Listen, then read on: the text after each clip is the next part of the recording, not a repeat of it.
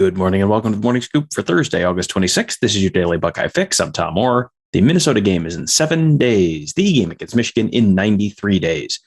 1 week from tonight, the Buckeyes will open their season at Minnesota. Yes, 1 week. We've almost made it. Last night, we got a chance to do our last positional group interviews of fall camp. That was with wide receivers coach Brian Hartline and some of his guys.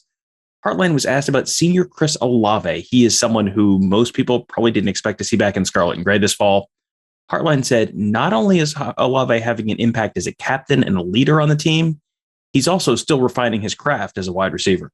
You know, again, it's just body of work. It's just confirmation. I don't think he's doing anything uncommon he hasn't already done, but just like when Michael Jordan hits the shot, he just does it more often. And I think that, he can always do it in practice. I think he's done it more than ever in practice, and I can't wait to see it translate to the game. I mean, it's just, he operates at a very high level, and if you go through and try to figure out what he can't do, you don't really have a list. So he's done a great job off the field. I think everyone knew kind of what he could do on the field, but to be captain is a direct reflection of how he's carried himself off the field. And he's not a big rah-rah guy, so it just shows how I'm sure he is pulling guys aside and making an impact when guys aren't around. And that's who Chris is, always has been. You get to a guy like Chris and Garrett, like these guys are operating on like a 1% basis, right? Like the improvements are minimal in the eye of others, but then you see them every day, and you're trying to work on small little technique things, and they might look so. That's where Chris and Garrett have been. They can be very productive yet still not good enough. And that's the world they have to live in and operate in, and that's the self-coaching and self-dialogue. And so between Chris's manipulation of defenders and anybody, Chris is fast, but if you open up early and you take off, it's really hard to run by somebody when they're opening up. So how do I keep them square? How do I attack leverages? How do I still transition at 4-2-5? So those are the things he has to operate with. And Garrett's so explosive, but how do I contain my explosiveness so I'm efficient? And so everyone's got their own little, bugaboos, if you will, and areas of improvement, but they're operating in a 1%, mindset of, when you're at 90% of what you're capable of, how do you just find 91 and 92? When you're starting at 60%, it's easy to get 5% a month. It's hard when you're at where they're at. So, but great growth by both of them, especially off the field. I think a lot of the growth has been off the field, which has translates even on the field. Olave started his career catching passes from Dwayne Haskins, then had 2 huge years with Justin Fields. Now he's going to be working with CJ Stroud. Here's what Olave had to say about how he's getting used to catching balls from the new guy. Been working a lot this all season, trying to get timing down, chemistry down, a lot of extra work, early work, late night work. So I was just trying to build that chemistry, and his arm talent is off the charts. So he's gonna put the ball there where we need it. We just got to make plays on the outside. The other veteran wideout in the room is Garrett Wilson. He, of course, started outside as a freshman, then moved into the slot last fall, and is back outside this season to make room for Jaxon Smith-Njigba in the slot. Brian Hartline said, don't make too much of where Wilson actually lines up on the field. Well, anytime you want to be a receiver, you don't want to be, pigeonholed into a certain spot. So that's just value. I could play Chris in any spot. I could play probably Jackson in any spot as well, too. And that's just how they're developed. They're not developed to be slash players. It's just about being a great receiver and getting the best 3 guys in advantageous positions, because at the end of the day, if you turn around and go 12 personnel, or you're in a bigger set, those guys that are quote unquote outside guys become inside guys, and if you're pigeonholed into a certain spot, you're not really that great of a receiver. You might be a good football player, but being multiversed and being multifaceted is what we always strive to become, and Garrett embodies that. Jaxon Smith-Njigba is back for his second year, but so is Julian Fleming. Fleming was hampered by a shoulder injury last fall. He also fell behind a little bit just because of the same weird start and stop year of practice, lack of spring ball that everybody else had. Hartline sounded thrilled that Fleming is finally ready to play at close to 100%, but said that neither he nor anybody else in the room is going to be treated like a freshman.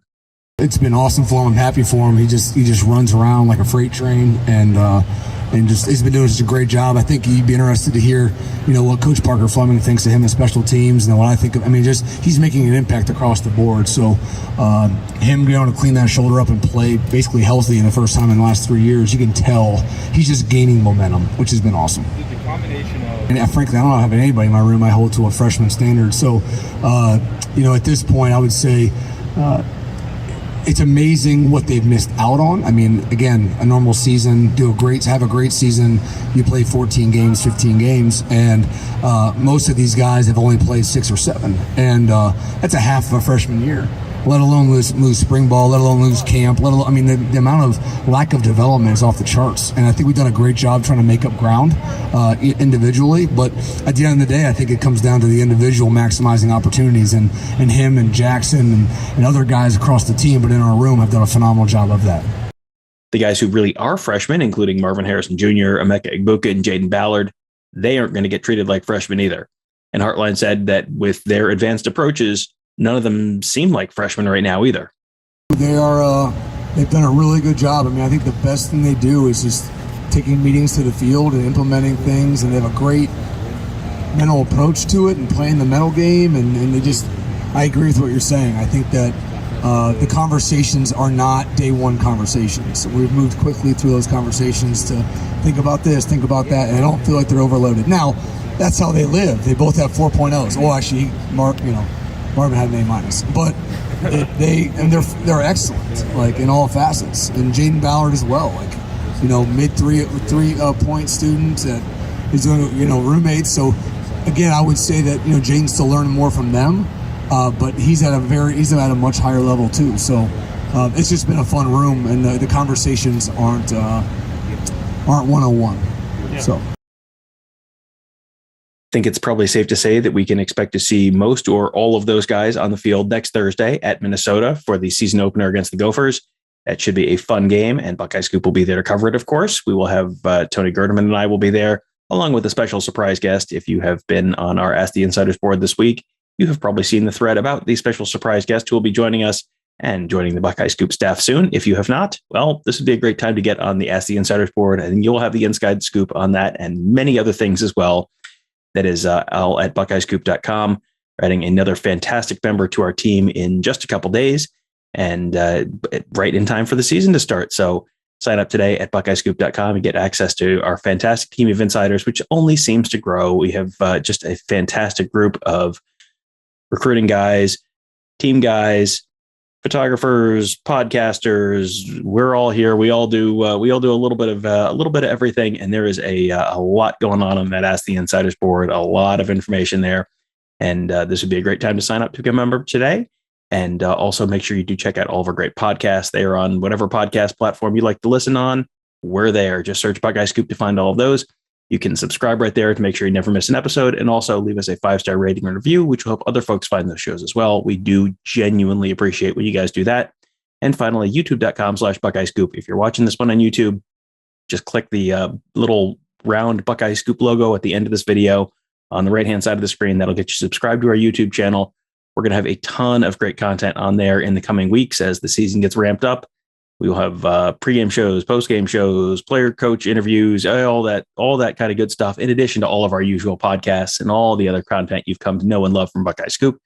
High school football highlights, recruit interviews, all at youtube.com/Buckeye Scoop. It's all free. All you have to do is subscribe and then get notified every time we post a new video, which seems like that's just going to make your life a little easier and a little better. And who wouldn't go for that?